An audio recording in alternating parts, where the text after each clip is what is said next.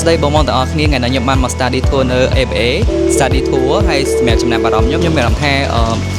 វាមិនមែនតែធំតែចែកម្លែកតាក់ទងមួយ ABA ប៉ុន្តែគាត់ប្រាប់តាក់ទងជាមួយនឹងពី job ពី post ពីច្រើនមែនតើហើយ